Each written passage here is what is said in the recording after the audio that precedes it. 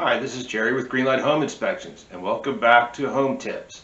Today we're going to be talking about water heaters, specifically electric water heaters.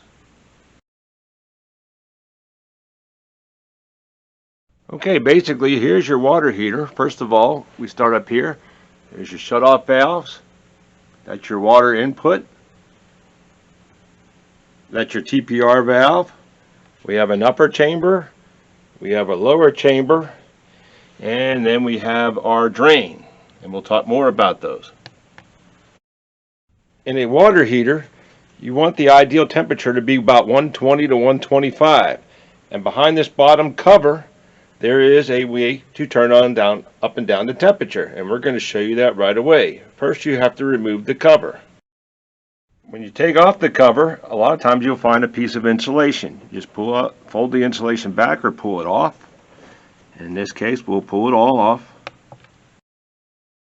Underneath the insulation, you'll see that there's a plastic cover, and then there's a little set screw right there. Let's see if we can zoom in on that.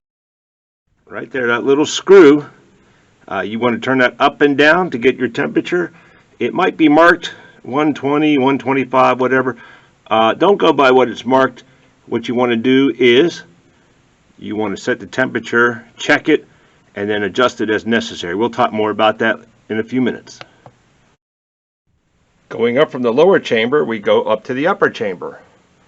And behind this panel, there is a reset button. So if your water heater isn't working and your circuit breaker is on, there is a reset button, and before you call the plumber, try to go ahead and reset this. Let's take a look. Okay, when we pull back the insulation, you can see there is a button right there, and that is a reset button. It does have an internal fuse, so before you call the plumber, try to hit that button and save yourself a service call, because there's nothing more embarrassing than paying a plumber to come out and he just hits that button right there and it says, "You're fixed." I won't say it happened to me. I wouldn't tell you, but it didn't happen to me. So leaving the water reset, we go over to the TPR valve, the temperature pressure release valve. What happens is, if there's excessive amount of heat or pressure built up in the water heater, that valve will blow and go down the tube, and water will go just about everywhere. But it keeps the water heater itself from blowing up like a missile. And there are plenty of YouTube videos that show people blowing all these things up on purpose, and it's actually pretty cool. Bottom of the water heater, there is a valve, so you can drain the water out. And they do recommend that you drain your water heater out periodically. Most people never do that.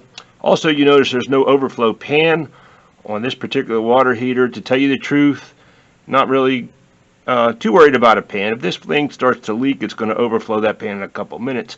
But what I like about the pan is it does keep that metal can from touching the floor, which has moisture in it. But in this case, this one's up on brick, so we're okay with that. In this picture, you see what we call an expansion tank.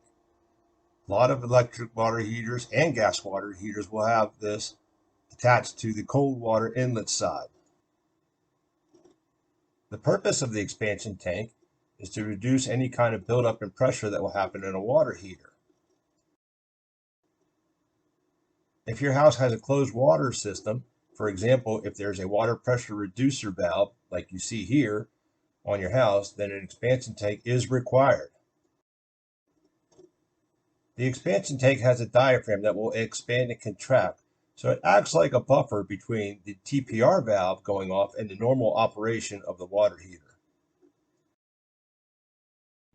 So to wrap things up, try to determine if your house needs to have a water pressure reducer valve, and it does. Put one in place. I'm an advocate for all the safety you can get in a house.